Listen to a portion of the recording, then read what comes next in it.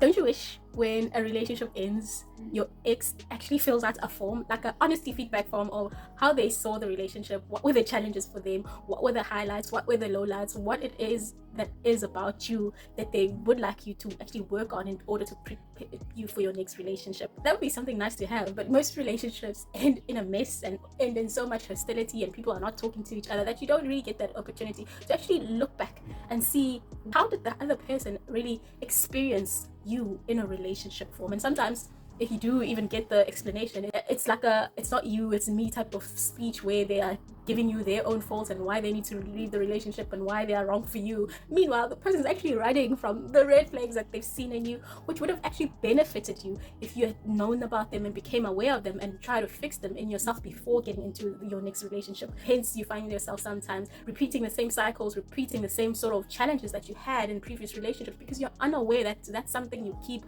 cycling through and making a challenge in every relationship that you go into.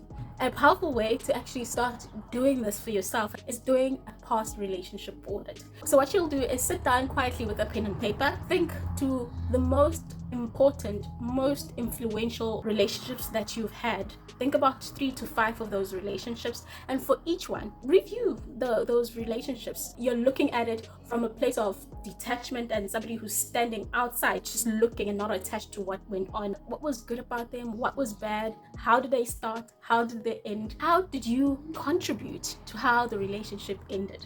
What sort of energy did you carry inside the relationship? Were you combative? Were you argumentative? Were you just like really quiet? What mistakes do you think that you made which actually shifted how the other person saw the relationship and how they saw you? Answering those questions will give you insights as to who you are really in relationship, not the picture of yourself that you have in mind of who you are, but your actions and how you conducted in yourself in those relationships will actually show you who you are, what you need to work on, and what are your strong points